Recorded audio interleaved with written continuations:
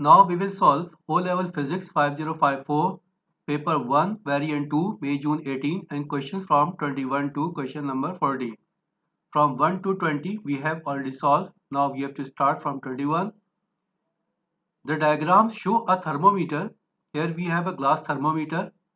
What is in region X of the capillary tube?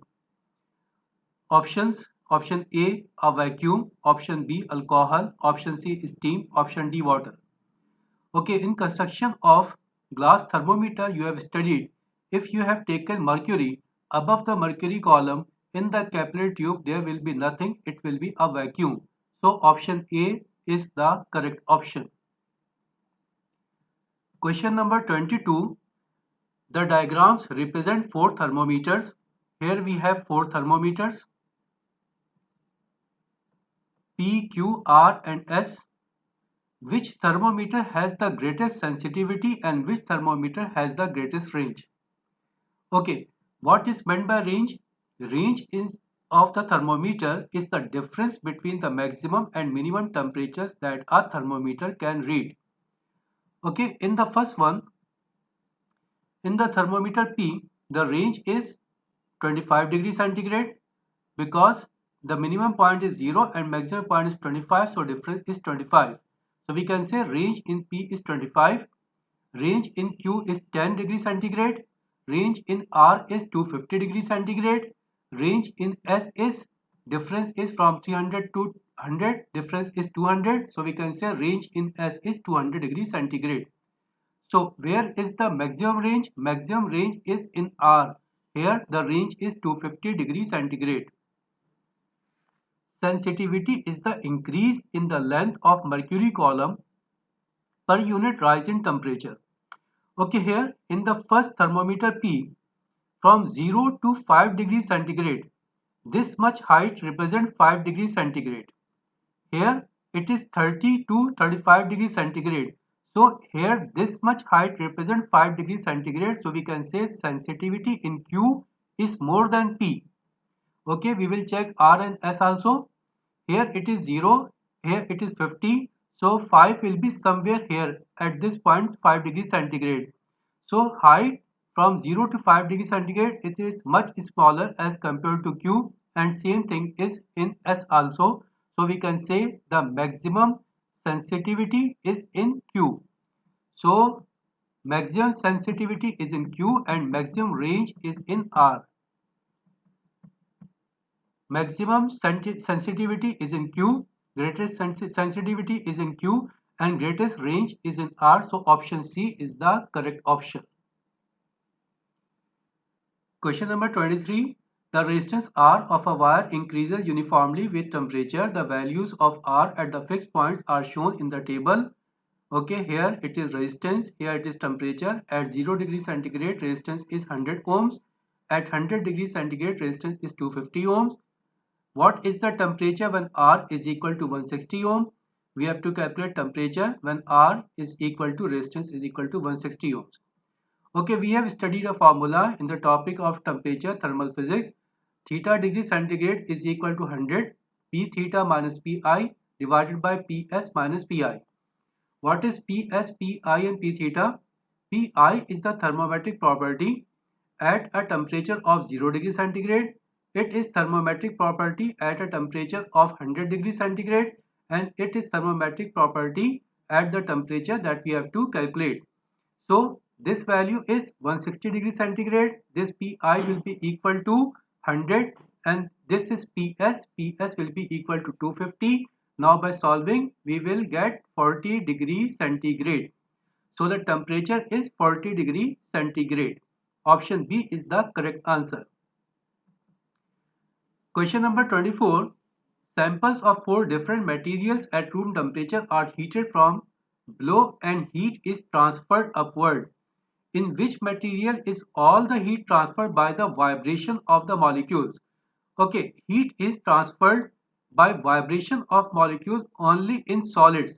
In liquid and in gases, it is transferred by the transfer of molecules from one point to another, that is called convection. Here in solids, heat is transferred by the vibration of the molecules and it is called conduction. Now we read the options. Option A, air. Option B, mercury. Option C, rubber. Option D, water. A, air. Air is a gas. B, mercury is a liquid. Rubber. C option is a solid. D, water. Water is liquid. So C is the only option that is solid. So option C is the correct option. Question number 25. The diagram show four identical cans with their outside surfaces either polished silver or painted dull black. Each can contains the same volume of water initially at 80 degrees centigrade. After 5 minutes in a cool room, which can contains the coolest water. Okay, in option C and D, there is a lid at the top. So we can say there will be no evaporation in C and D.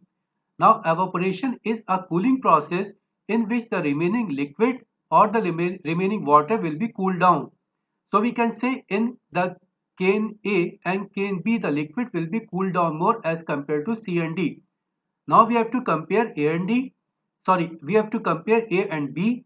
Now in A it is dull black, in B it is polished silver. We know that dull black is good absorber of heat and also good emitter of heat. Since it is good emitter of heat, so here in option A more heat will be emitted out as compared to B. When more heat is emitted out in A, so A will be the coolest one. So we can say the water will be the coolest in option A, in can A. So our correct option is option A. Question number 26.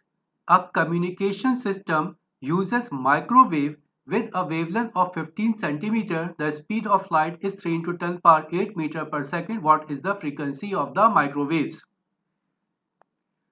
Okay, in the chapter of waves, we have studied a formula. Velocity is given as frequency into wavelength. Here we have to calculate frequency. So frequency will be equal to velocity over wavelength. Now we have to substitute the values.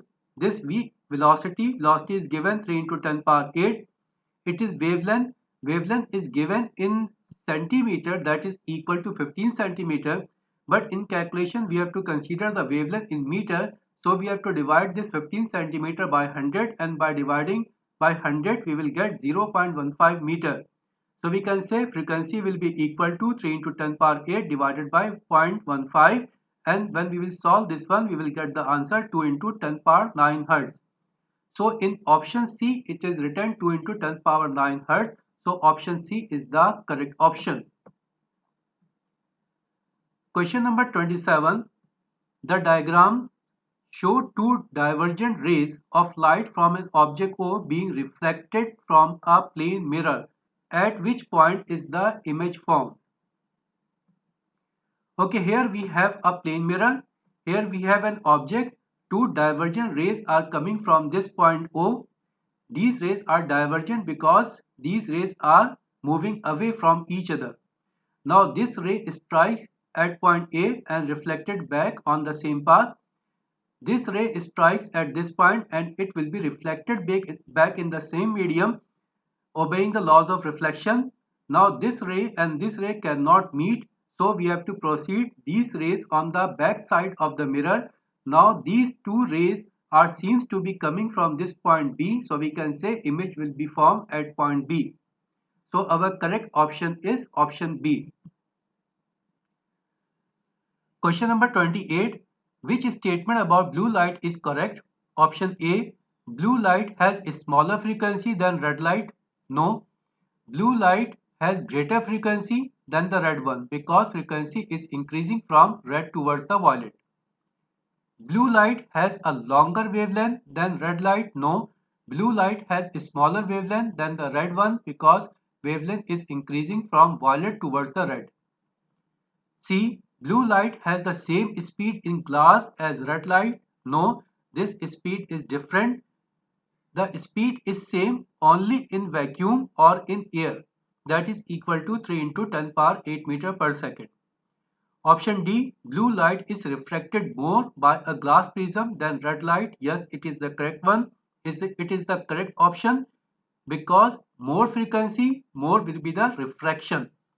Since blue has frequency more as compared to red, So blue will be more refracted in glass. Question number 29. Which device uses total internal reflection? Option A, magnifying glass. Option B, optical fiber. Option C, photographic enlarger. Option D, projector. Okay, you have studied in the topic of refraction that in optical fiber total internal reflection is used. So option B is the correct option. Question number 30. A television controller emits an infrared beam. Which statement about infrared radiation is correct? Option A, it causes ionization. Option B, it consists of longitudinal waves. Option C, it has a higher frequency than ultraviolet rays. Option D, it travels at the speed of light. Option D is the correct option. Infrared radiation are electromagnetic waves and they travel at the speed of light, that is equal to 3 into 10 power 8 meter per second. Question number 31. The diagram shows a loudspeaker that is producing a continuous sound wave of frequency 200 Hz in air. Which diagram best shows how the sound wave causes a molecule at P to move during 1 over 200 seconds? Okay, the loudspeaker is producing sound. The diaphragm of the loudspeaker, it will vibrate to and fro at right angle to the loudspeaker. At right angle means the diaphragm will move along x-axis. So whatever be the molecule here, it will also vibrate along x-axis. So the particle P will also vibrate along x-axis or it will move to and fro along x-axis. So vibration or the movement will be along x-axis as shown in the option A. So correct option is option A. Question number 32. Which frequency is in the range heard by a healthy human ear? Okay, range of a healthy human ear is from 20 Hz to 20 kilohertz. So the range is 12 kilohertz because from 20 Hz to 20 kilohertz only option C is in the range. The other options are out of range. So correct option is option C. Question number 33. What is one of the uses of ultrasound? Okay, in the topic of sound, you have studied that ultrasound is used for cleaning purpose, for cleaning jewelry. If we can use this one. So option A is the correct option. Question number 34. The diagram shows an alarm system. What happens to the battery P when battery P is disconnected? Here we have an alarm system. Here is a battery P. Here we have an iron core. It is a solenoid. Here we have an iron armature. It is pivot. Here we have a bell. Okay, it is asked what will happen when this battery P will be disconnected. Okay, when the battery P will be disconnected, this iron core will lose its magnetic property. And when it will lose its magnetic property, this iron core will be fell down on this iron armature. When this will be fell down on this iron armature because of the force, because of the weight of iron core, this iron armature will fell down on this point. When this iron armature will fell down on this point, this circuit will be completed, and because of the completion of the circuit, the bell will start ringing. Now we read our options. What happens when the battery P is disconnected? Option A, iron armature falls. Okay, in option A and option B it is given iron armature falls. So our possible options are option A and B. Now we will read only A and B. In A it is given the bell rings and in B it is given stops ringing. Option A is the correct one because we have checked here that when iron armature will fall down, the bell will start ringing. So option A is the correct option. Question number 35. V is a potential difference, I is a current, R is a resistance and T is the time. Which expression has unit of energy? Okay, we have studied power is given as energy over time. So we can say energy will be equal to power into time. Now we have also studied that power is given as product of voltage and current. So in place of power we can write V into I. So we can say energy is equal to VIT, that is given in option C. So option C is the correct option. Question number 36. A step-down transformer has a primary coil and a secondary coil wound on a soft iron core. The primary coil is connected to a 6-volt direct current supply. Which statement about the transformer is correct? Option A, the output voltage is equal to 6 volt. Option B, the output voltage is greater than 6 volt. Option C, the output voltage is less than 6 volt but more than 0. Option D, there is no output voltage. Option D is the correct one. There is no output voltage because in transformer we have to use AC current. If we are using DC current, there will be no mutual induction. The option D is the correct one. Why? Because it is given that we are using direct current, we are using DC supply. Question number 37. Which symbol is used for a light dependent resistor? Okay, this option A is symbol used for LED. This option B is symbol of thermistor. This option C, it is used for potentiometer.